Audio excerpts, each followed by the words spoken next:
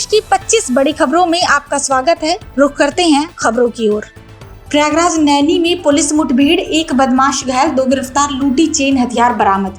प्रयागराज के नैनी में शनिवार भोर नए पुल के नीचे तटबंध मार्ग पर पुलिस वाहन चेकिंग के दौरान 2 बाइक सवार बदमाशों ने फायरिंग की। जवाबी कार्रवाई में एक के पैर में गोली लगी। एसओजी यमुनानगर जोन प्रभारी नवीन कुमार सिंह व इंस्पेक्टर ब्रिज किशोर गौतम की टीम ने दूसरे को दौड़कर पकड़ा। 8 अगस्त को झिलमिल कॉलोनी से लूटी सोने की चेन, 910 रुपए, अपाची बाइक, 2 देसी तमंचा, 2 जिंदा कारतूस, 1 खोखा बरामद हुआ। घायल उमाशंकर जायसवाल अस्पताल में। संतोष कुमार रावत गिरफ्तार। कमल द्विवेदी की पुत्रवधू से चोरी का केस।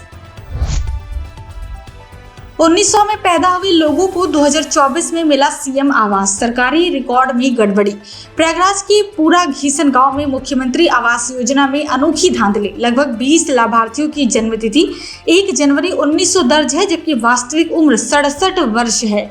कचरहिया, कमला देवी, राजाराम आदि प्रभावित। PMAYG पोर्टल पर गलत डेटा, कुछ ओबीसी को SC कैटेगरी। जियो टैगिंग में भी अनियमितता। ग्राम पंचायत सचिव दीपेश ने आधार कार्ड पर दोष माना। परियोजना निदेशक ने जांच का आश्वासन दिया है। प्रयागराज में मीनाक्षी मंदिर जैसा 80 फीट पंडाल, बच्चों के लिए जंगल थीम व सेना शौर्य का प्रदर्शन। प्रयागराज के कटरा में समिया माई दुर्गा पूजा कमेटी का 25वां पंडाल दक्षिण भारत के मीनाक्षी मंदिर के तर्ज पर बन रहा है। लक्ष्मी टॉकीज के सामने विशाल पार्क में 80 फीट ऊंचा द्वार चक्र गदा शंख से सजा। बंगाल के कारीगर बांस, थर्माकोल फाइबर से तैयार कर रही रंगीन लाइटिंग से रात्रि में चमकेगा। बच्चों के लिए जंगल थीम, शेर, चीता, हाथी मॉडल व जानवरों की आवाज। भारतीय सेना का शौर्य, बालाकोट कारगिल मॉडल, माता की शेर की दहाड़ व ध्वनि प्रकाश प्रभाव।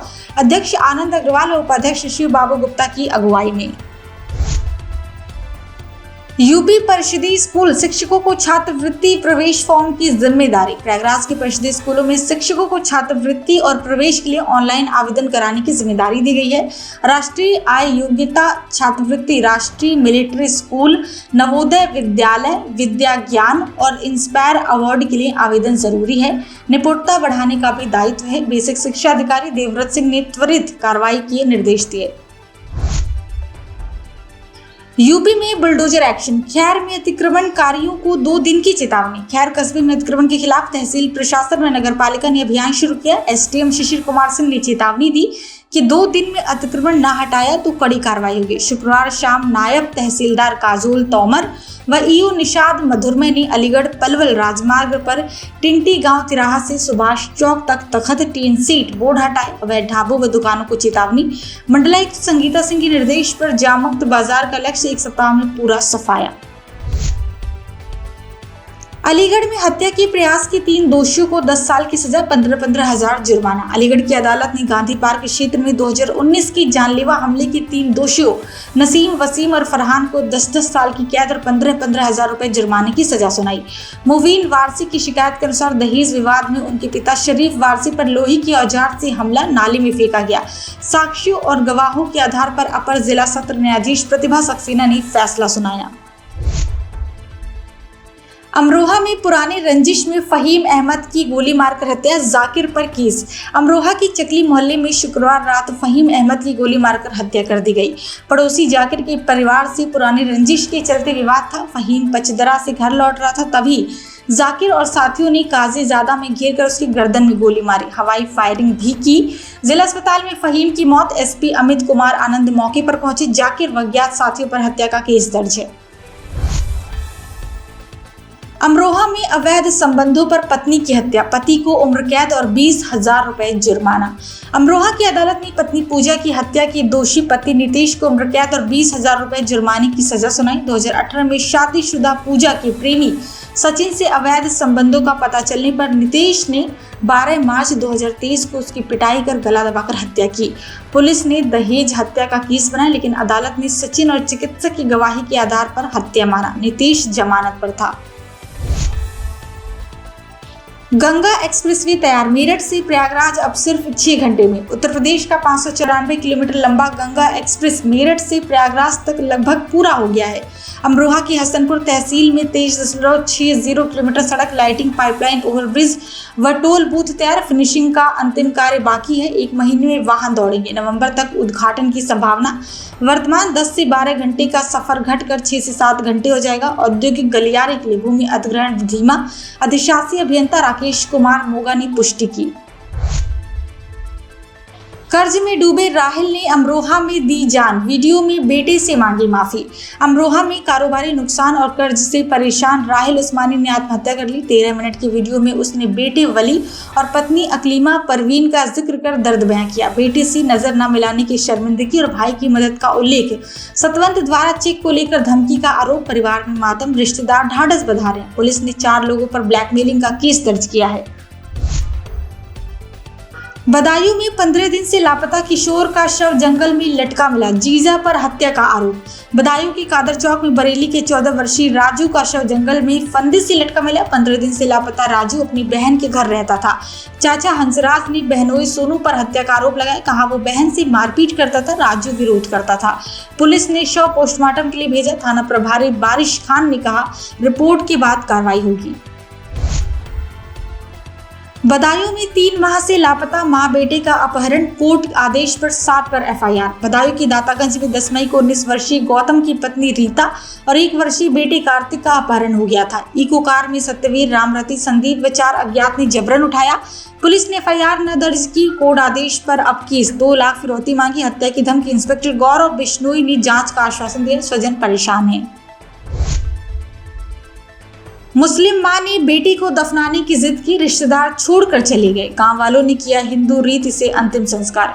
बदायूं की सुखौरा गांव में ठाकुर ओमकार सिंह की मुस्लिम पत्नी लक्ष्मी ने बेटे संजू के शव को दफनाने की जिद की। रिश्तेदार नाराज हो शव छोड़कर चले गए। सुबह कंधा न मिलने पर मां ने हिंदू रीति से अंतिम संस्कार का आग्रह किया। ग्रामीणों ने किया। पुलिस मौजूद रही। ओमकार की 35 साल पहले मुस्लिम से शादी हुई थी। संजू की भी मुस्लिम से। कोतवाली पुलिस ने विवाद न होने की पुष्टि की। बलिया में बंदरों के हमले में वृद्ध महिला की मौत। बलिया की सिकिया गांव में 65 वर्षीय कांति देवी की बंदरों के हमले से दुखद मृत्यु हो गई। वो छत पर कपड़े उतार रही थी जब बंदरों की झुंड ने हमला किया। घबराकर भागते समय वो सीढ़ी से गिर गई और उनकी मृत्यु हो गई। ग्रामीणों का कहना है कि बंदरों का आतंक बढ़ता ही जा रहा है। वन विभाग से शिकायत के बावजूद कोई कार्रवाई नहीं हुई। ग्रामीण अब ठोस कदमों की मांग कर रहे हैं। नोएडा जनता दरबार में बुजुर्ग महिला की पति से गुहार। नोएडा के सेक्टर 27 में जनता दर्शन के दौरान एक बुजुर्ग महिला ने रोते हुए पति पर मारपीट और बेघर करने की धमकी देने का आरोप लगाया। उप जिलाधिकारी और सिटी मजिस्ट्रेट ने 25 फरियादियों की शिकायतें सुनी। चोरी, मूलभूत सुविधाओं की कमी, फर्जी कॉलेज और किराएदारों द्वारा धोखा जैसे मुद्दे उठे। अधिकारियों ने त्वरित कार्रवाई का आश्वासन दिया जिससे पीड़ितों में न्याय की उम्मीद जगी। व्यापारियों ने डीएम का आभार माना। 650 करोड़ जीएसटी घोटाले में सीमा हैदर सचिन की फोटो का फर्जी इस्तेमाल।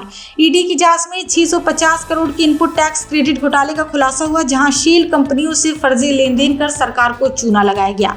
चौंकाने वाली बात यह है कि पाकिस्तानी मूल की सीमा हैदर और सचिन मीना के नाम व फोटो का गलत इस्तेमाल किया गया। सचिन ने इनकार करते हुए कहा कि उन्हें कोई जानकारी नहीं है, ये षड्यंत्र है। वकीलों ने जांच एजेंसियों पर भरोसा जताया और सख्त कार्रवाई की मांग की।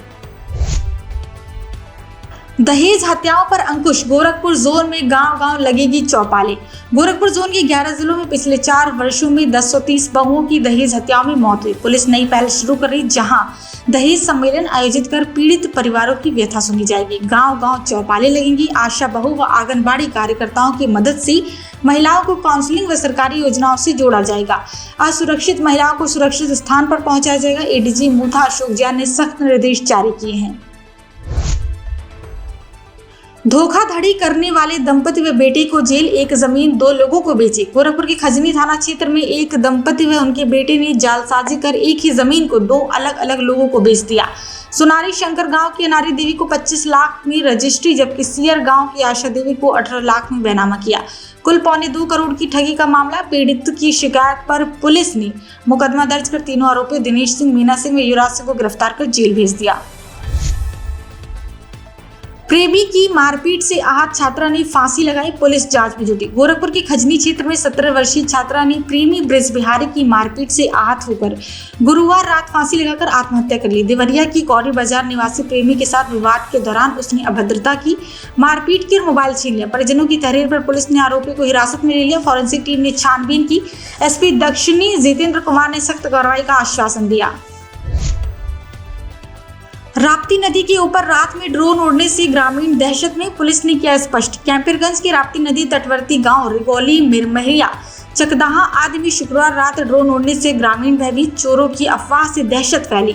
लोग छतों पर पहरा देने लगे। मुंबई में शीशमन चौधरी ने 4 ड्रोन देखने की सूचना दी। पुलिस ने स्पष्ट किया कि भारतीय सर्वेक्षण विभाग नदियों का सर्वे कर रहा है। ड्रोन नीति का पालन हो रहा है, लोगों को डरने की जरूरत नहीं। हालांकि रात में उड़ान पर सवाल बाकी है।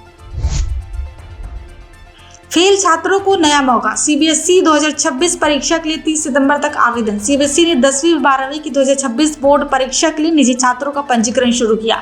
2020 से 2025 तक फेल, कंपार्टमेंट या इंप्रूवमेंट चाहने वाले छात्र आवेदन कर सकते हैं। ऑनलाइन फॉर्म भरें, अंतिम तिथि 30 सितंबर। एक विषय के लिए 320 रुपए, प्रायोगिक के लिए 160 रुपए शुल्क, लेट फीस के साथ 3 से 11 अक्टूबर तक आवेदन संभव। वेबसाइट cbse.gov.in पर जाकर रजिस्टर करें। 9 साल पुराने हत्याकांड में मुलायम को आजीवन कारावास, पिता की आंखों के सामने बेटी को मारी गोली।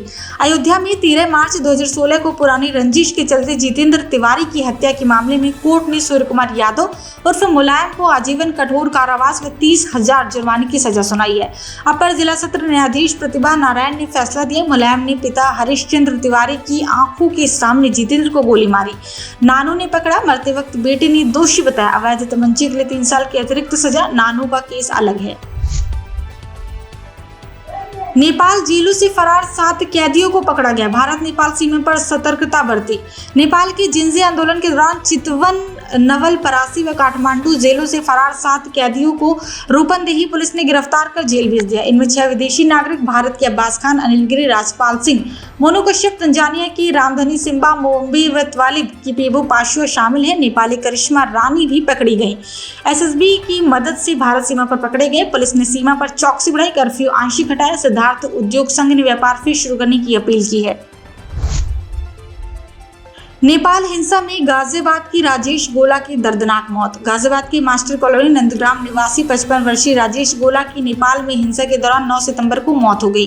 पति रामवीर सिंह गोला के साथ काठमांडू के हयात होटल में रुके थे, जहां दंगाइयों ने आग लगा दी। 4थी मंजिल से कूदकर जान बचाने की कोशिश में दोनों घायल हुए और बिछड़ गए। अस्पताल में राजेश की मौत हो गई। शुक्रवार को पार्थिव शरीर गाजियाबाद लाया गया, जहाँ शोकाकुल परिवार ने अंतिम संस्कार किया।